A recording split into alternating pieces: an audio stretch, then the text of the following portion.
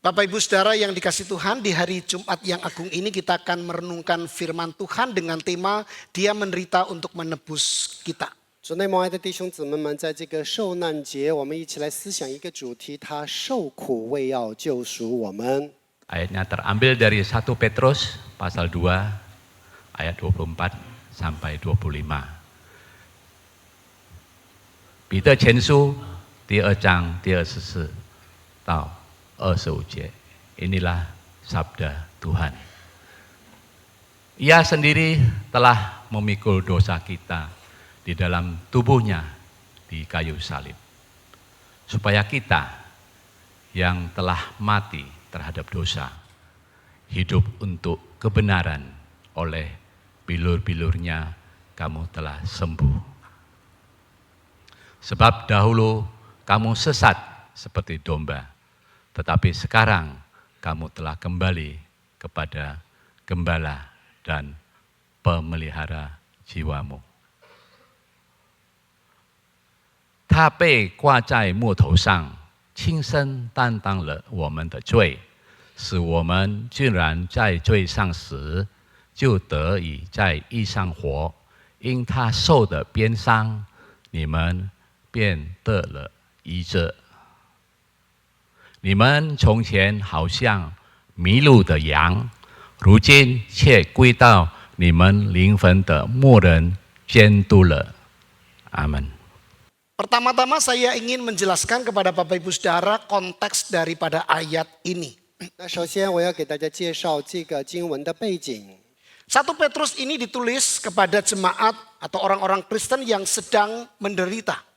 那彼得前书是写给正在受苦的基督徒的。 Mereka dianiaya, mereka disiksa, mereka diperlakukan tidak adil karena iman percaya mereka kepada Kristus. 因着他们的信仰，他们受逼迫，他们面对不公，他们被迫害。 Nah, di tengah penderitaan itu Rasul Petrus tidak hanya berkata bertahanlah.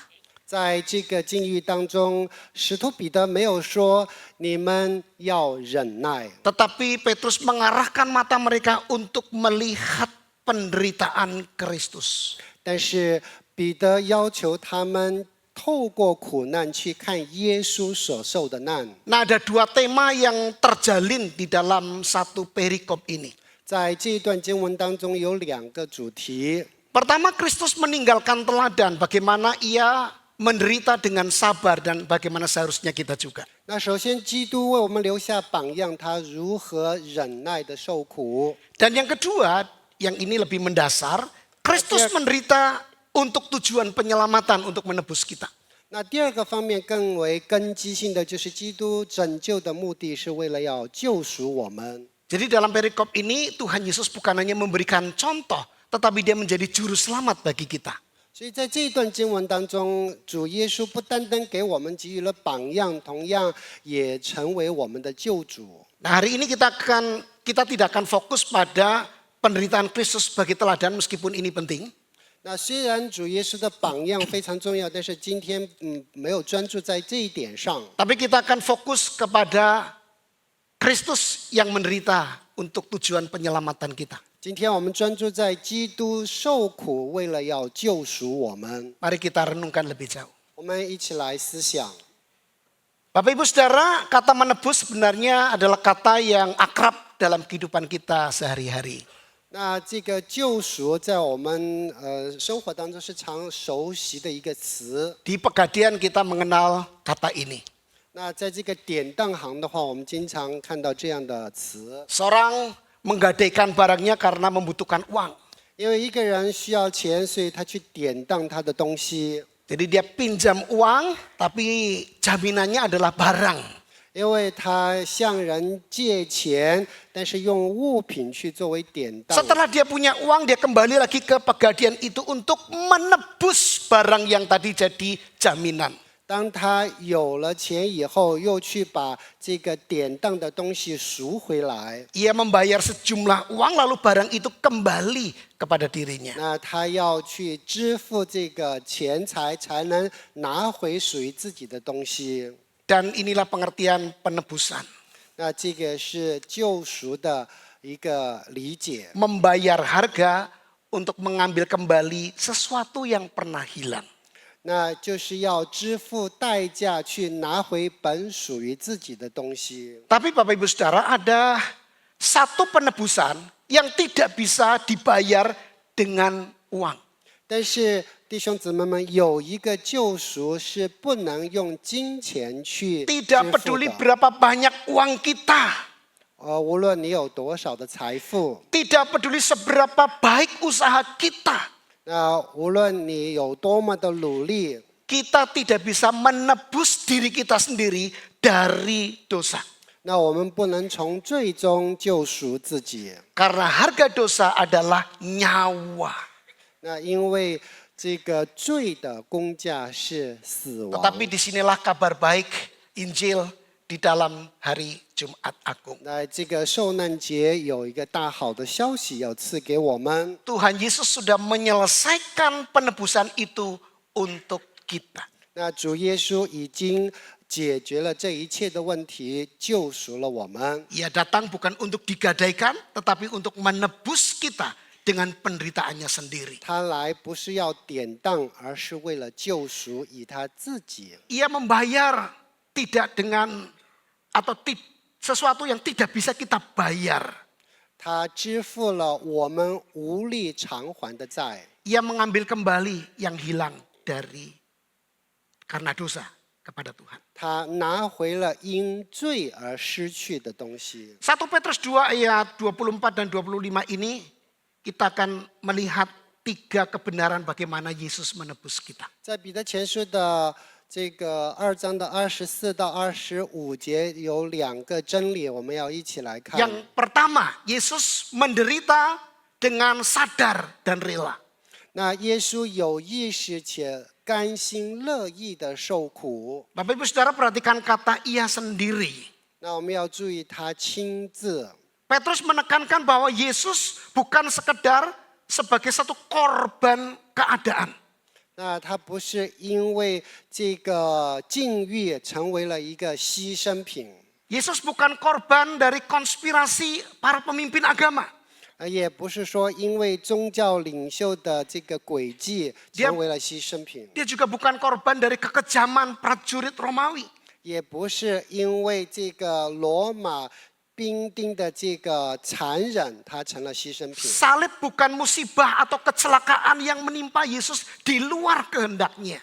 那十字架不是一个落在耶稣身上的这个灾难。 Dan di ayat 23 ada satu pernyataan di sana juga bahwa Yesus menyerahkannya kepada dia. 但是在23节告诉我们，是他自己把自己交托给了那一位。 Kata menyerahkan berarti ada satu tindakan yang sadar dan rela. 那在这里，既然是自己交托，就是他有意识且甘心乐意 Yesus 的。 menyerahkan nyawanya secara aktif kepada Allah 他 Bapa. 积极主动的交上了自己的生命。 Tidak ada yang mengambil nyawa dari dirinya, tetapi dia menyerahkannya. 那没有人能够取他的命，是他自己舍的。 Kita sering mendengar satu kalimat untuk mengejek kita. 那我们常常听到有一句嘲讽我们的话， Karena kita selama ini memakai kalimat ini, Bapa mengorbankan anaknya. 那我们常常听到就是父牺牲了儿子， Sehingga orang-orang lalu mengatakan, oh Allahmu kejam sekali ya, mengorbankan anaknya. 我们就听到说啊，你们的上帝真的是很残忍、凶暴的啊，把他的孩子都献上了。 Kita lupa bahwa Yesus sendiri menyerahkan dirinya dalam kerelaan. 但是我们忘记了耶稣他亲身舍命。 Pengorbanan Yesus adalah keputusan kasih Allah Tritunggal.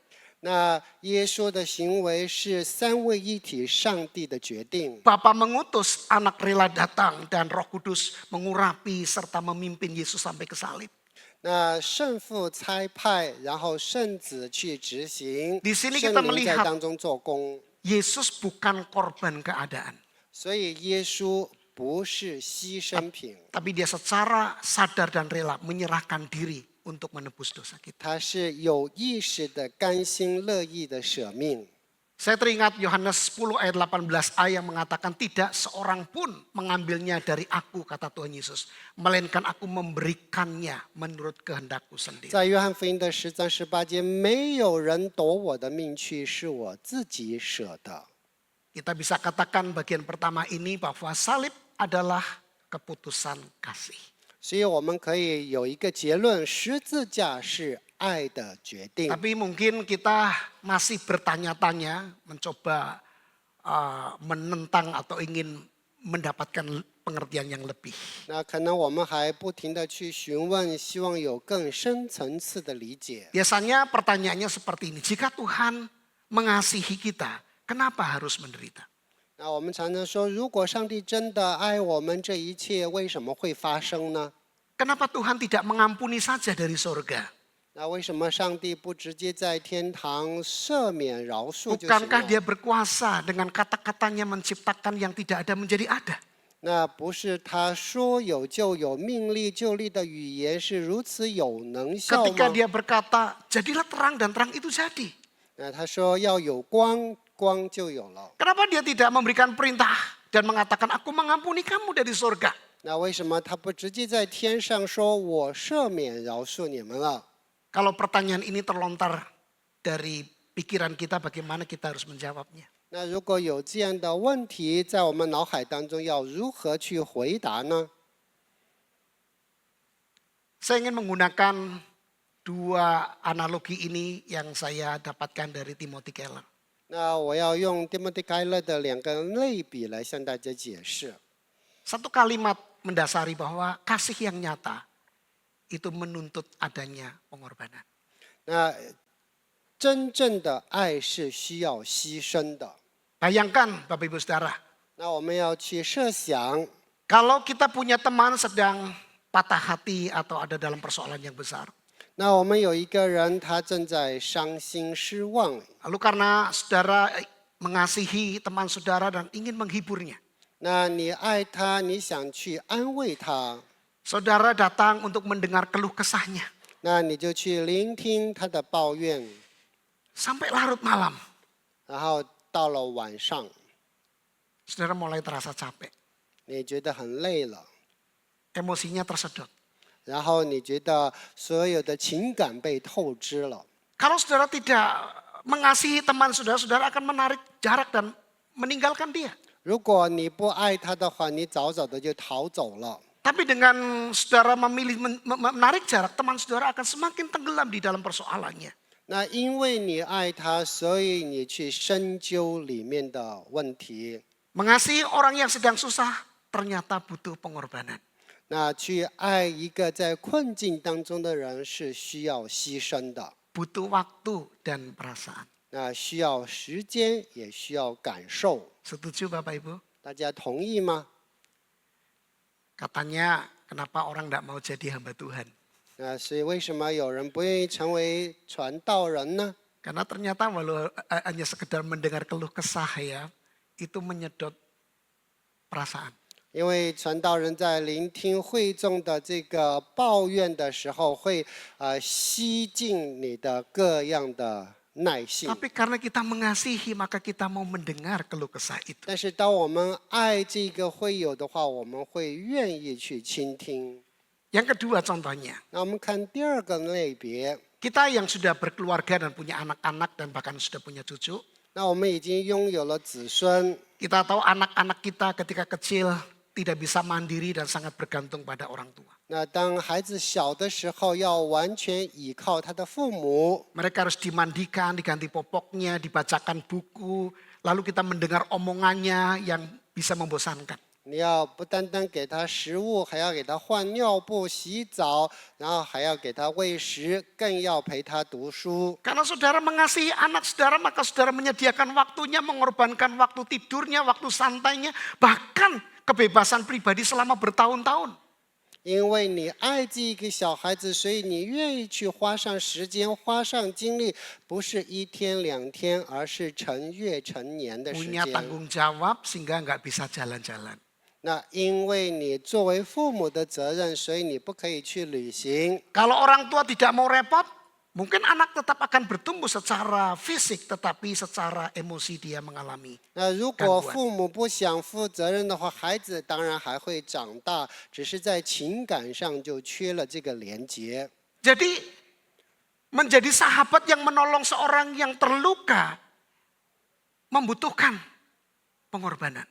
所以要去帮助一个伤痛当中的人，是需要牺牲自我的。 Dan itulah sebabnya Tuhan Yesus menderita.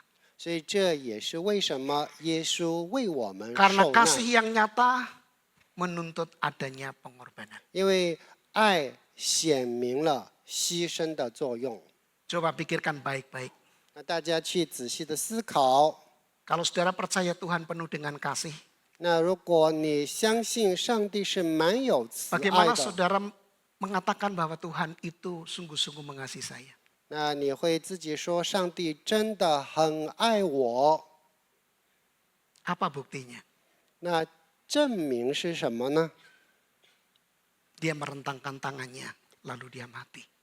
然后他伸出他的双手，死在十字 Itu 架上。 bukti terbesar daripada kasih Allah. 那是上帝爱的明证。 Nah, jika kita sadar, kita tahu sekarang bahwa Yesus sadar dan rela menyerahkan nyawanya. Masakan kita berdiam diri tidak merespons kasihnya? 那如果我们意识到耶稣是有意识、甘心乐意的为了我们的苦难而受死，那我们要如何去回应呢？ Apakah kita masih ragu-ragu untuk mengikut dia? 我们还在怀疑当中吗？是否要去跟随他的脚踪？ Apakah kita masih ragu-ragu untuk menyerahkan hidup kita kepada Tuhan? 那我们还在考虑是否要把自己全然的交托？ Apakah kita masih setengah hati di dalam mengikut Tuhan? 那我们在跟随上帝的路上还半信半疑。 Tuhan Yesus tidak terpaksa mengasihi kita.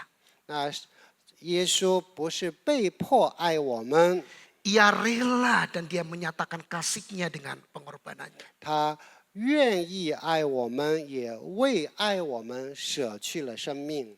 Maka jangan ragu, jangan menunda-nunda untuk kita menyerahkan hidup kita kepada Tuhan. 所以不要怀疑，也不要迟疑，把自己全然的献上。 Sekarang yang kedua, 那我们来看第二个方面， Yesus menebus dengan cara menggantikan kita. 那耶稣以替代我们的方式来救赎我们。 Saya bacakan teksnya. Ia sendiri telah memikul dosa kita di dalam tubuhnya di kayu salib.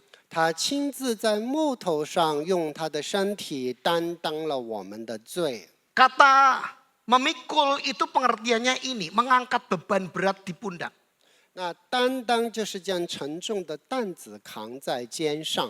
Dan Petrus menggunakan kata ini untuk menggambarkan apa yang Tuhan Yesus lakukan di kayu salib. 那他用这个担当来描绘主耶稣在十字架上所行 Dia 的。 tidak hanya memikul kayu salib, tetapi dia sedang memikul dosa kita. 那他不是单单扛着十字架，而是担当了我们的 Dia 罪与 membawa 过 dosa 犯。 kita ke Golgota dan menyalibkannya di sana. 那他把我们的罪带到独楼地，然后在那里被定。 Gambaran ini mengingatkan pada kisah di Perjanjian Lama, di khususnya pada hari raya pendamaian di Imamat pasal 16. 那这个被记录在利未记的16章。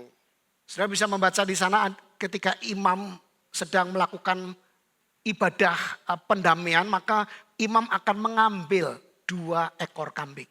那这个祭司会要拉2只羊出来， 1 ekor kambing akan disembelih sebagai korban penghapus dosa. 那1只会被宰杀作为祭牲， 1 ekor lagi disebut sebagai kambing Azazel. 那另外1只被称作阿撒谢勒。 Apa yang dilakukan oleh imam dengan kambing yang disebutnya kambing Azazel ini? 那被称作阿撒谢勒的这个羊，祭司会做什么呢？ Imam akan berdoa dengan menumpangkan tangannya pada kepala kambing itu. 那祭司会把手放在羊的头上祷告， Sebagai satu simbolis bahwa dosa umat manusia ditimpakan kepada kambing ini. 那作为一个象征，人的罪转移到了这个羊的身 Lalu 上， kambing ini diusir ke padang gurun. 然后这只羊就被赶到旷野去了。 Kambing itu menjauh dari perkemahan, memikul dosa umat. 那这只羊带着人的罪远离这个会幕。 Dan itu adalah gambaran apa yang telah dilakukan oleh Tuhan Yesus di kayu salib. 那这描绘了主耶稣为你我所担当的。 Perbedaannya tentu saja kambing Azazel ini adalah simbol, tetapi Yesus adalah kenyataan dari simbol itu. 那不同的是，阿撒谢勒羊的话只是一个象征，但是耶稣是真真正正的为我们献 Dosa 上。 kita lah yang ditimpakan kepada Yesus. Lalu Yesus bawa ke kayu salib, dia mati di sana. 那我们的罪被转移到他的身上，因着我们的罪，他死在十 Di 字架 kayu 上。 salib itu dia menggantikan kita. 所以在十字架上，他替代了我 Inilah 们。 yang disebut dengan substitusi. 所以这个被称作十字架的替代。 Salib adalah penggantian. 十字架是替代。 Yesus mengambil tempat kita. Kita yang seharusnya dihukum, dia yang dihukum. 那我们本该被定的，但是耶稣为我们而定。 Kita yang seharusnya mati, dialah yang mati. 那我们本该受死，但是耶稣为我们死。 Kita yang tersesat di padang gurun dosa, tetapi Yesus yang memikul dan membawanya ke sana. 那我们在罪的旷野失上，但是主耶稣带着我们的罪到了旷野。 Pernahkah Bapak Ibu Saudara melihat seseorang menggantikan posisi orang lain dalam antrian? 那大家有看到有人替人受过吗？ Ada ibu-ibu hamil berdiri cukup lama di antrian itu, lalu kita melihat ada seorang muda yang berbaik hati menawarkan, "Bu, saya gantikan berdiri ya, Ibu duduk di sana." 那有一个已经怀孕的妇女然后有一个年轻人来要换她的位置。 Anak muda itu menggantikan ibunya mengantri. 那这一个年轻人帮助这个怀孕的妇女来拿这个东西。 Ibunya orang lain maksudnya. 是别的人啊。 Dan sekarang Bapak Ibu Saudara bayangkan sesuatu yang lebih besar lagi. 那我们来看一个更大的事情。 Ada seorang teman yang rela menggantikan temannya yang bersalah untuk dipenjara. 那一个人为了他有罪的朋友担责， Ia rela memakai baju tahanan dan dipenjara demi temannya. 然后他为了朋友穿上囚衣被囚在监， Ia kehilangan kebebasan demi temannya dia bisa bebas. 为了他的朋友得释放，他自己失去自由。 Padahal dia tidak bersalah. 那他本来是无罪的， Dan ini juga penggantian Bapak Ibu Saudara. 那这也是一个替代。 Tuhan kita Yesus Kristus, dia tidak menggantikan antrian atau penjara seperti yang saya ceritakan tadi.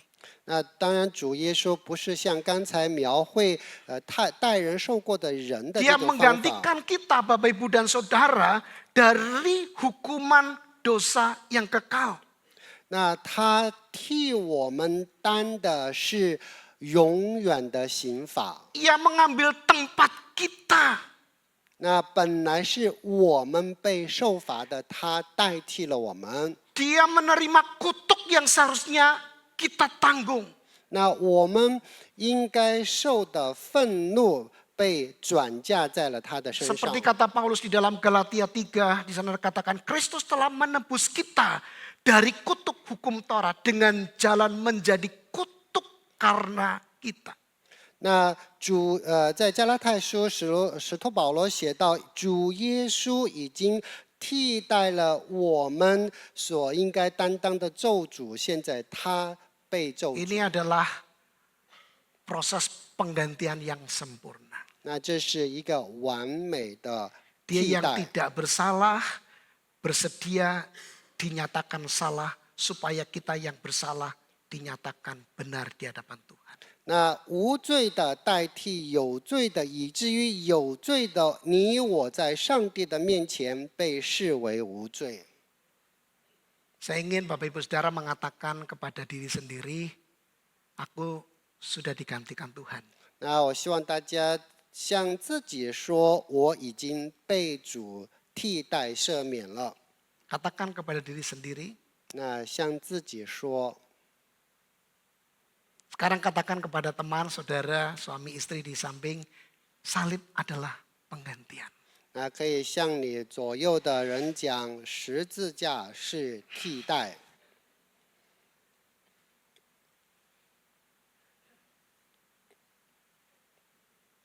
Karena salib adalah penggantian, maka jangan lagi ada rasa atau rasa untuk perlu membayar lagi kepada Tuhan. 因为十字架已经替代了，所以我们不要还觉得我们身负重债。 Juga jangan merasa bersalah dan rasa bersalah itu menguasai hati kita. 不要让罪疚占据我们的内心世界， Sehingga saudara merasa meragukan penggantian yang sempurna itu. 以至于你怀疑主耶稣的摆上。 Kadang ada orang yang masih diliputi oleh rasa bersalah yang besar di masa lalunya. 有的时候人为他的过去被这个罪纠结， Lalu merasa harus membayar hutang itu dengan berbuat baik. 然后他觉得他要行各种各样的善事去付这个罪债， Dan kita akan capek dengan itu.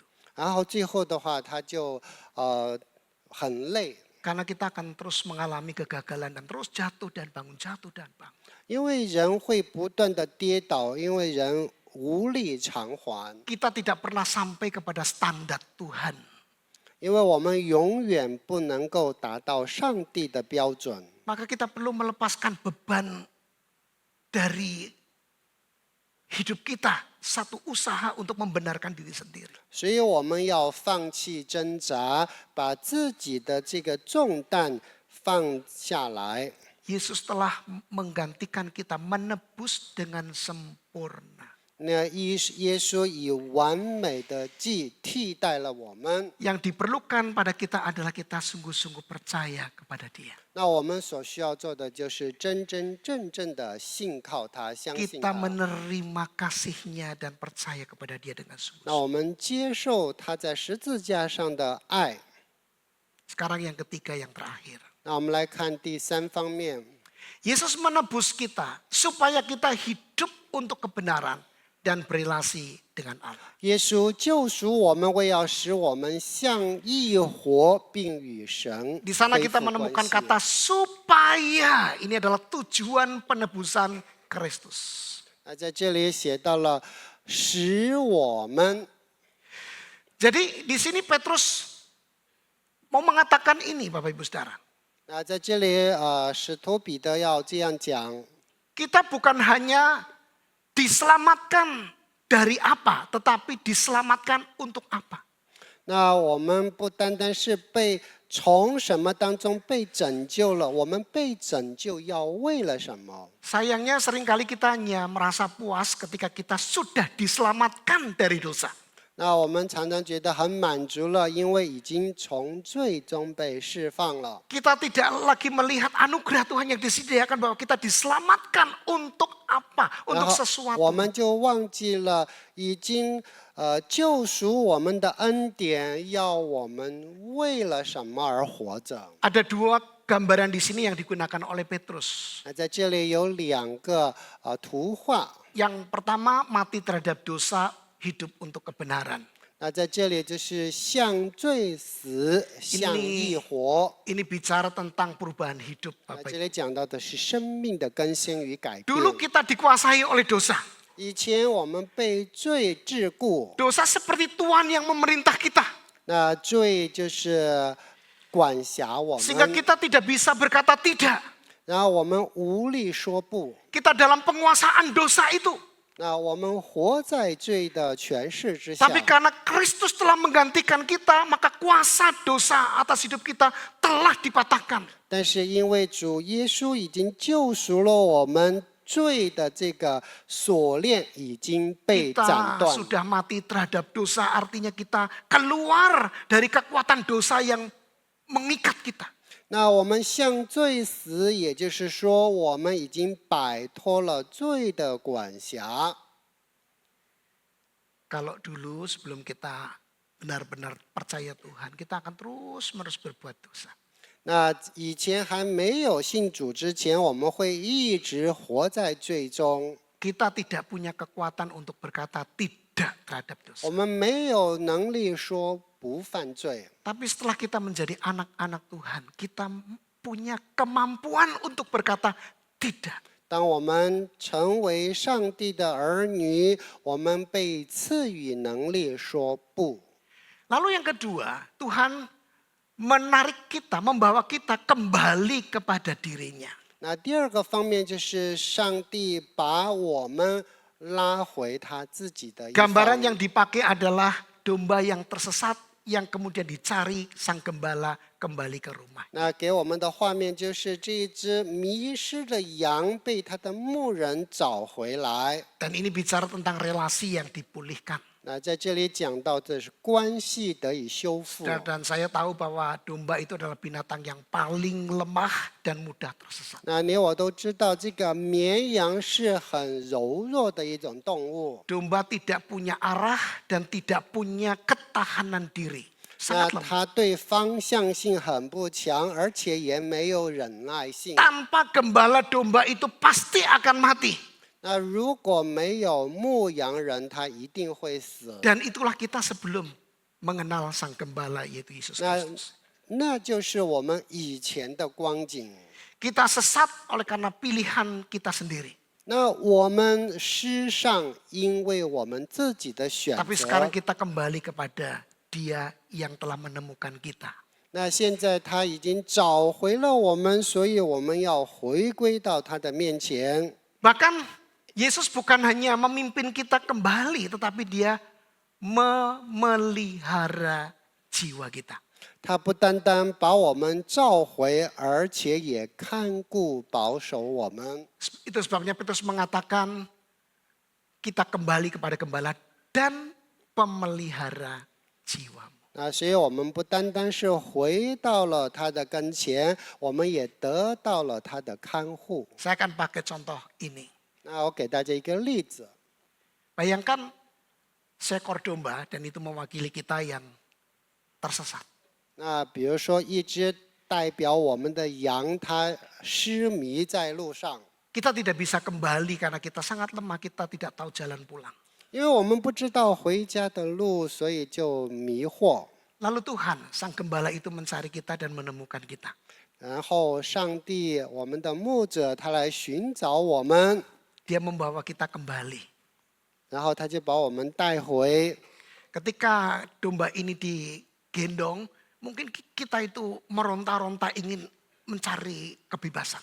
那当这个羊被抱在耶稣的怀里的时候，他可能还蹦蹦跳跳想挣脱。 Tapi sang gembala yang tahu kelemahan dombanya, dia akan tetap memegangnya.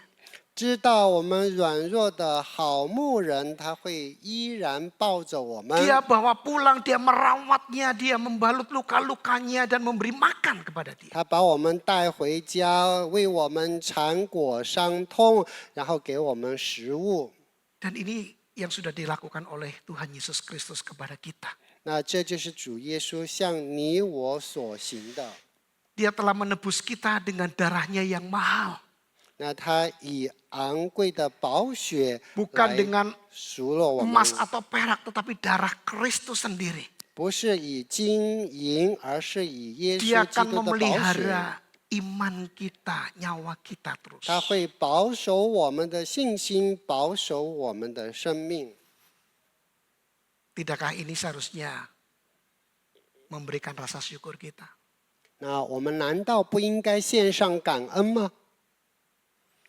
Selama beberapa minggu kita merenungkan firman Tuhan ini. 那我们这几周一直在思想上帝的真理。 Kasihnya menebus yang hidupnya berantakan. 那他的爱，爱那些就是生活乱七八糟的人。 Kasihnya menebus yang pernah menentangnya.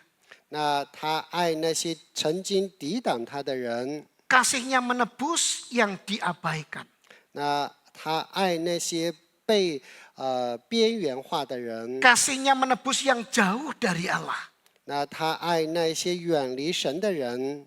Dan minggu lalu kita merenungkan kasihnya menebus yang tidak punya apa-apa. 那上周我们学习了他爱一无所有的人， Dan hari ini salib itu berkata, aku sudah membayar lunas semuanya. 那今天告诉我们，在十字架上，耶稣已经付了一切。 Jangan lagi kita gelisah dengan usaha-usaha kita untuk mencoba meraih perkenanan Allah. 所以不要再挣扎，我们来到上帝的面前，我们知道他已经为我们成就了一切。 Sebab kita akan capek, kita akan lelah. 因为如果我们自己去做的话，会累得不行。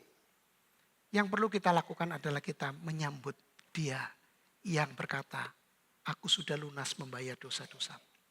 那我们应该做的是来到这一位已经为我们罪支付一切的神面前。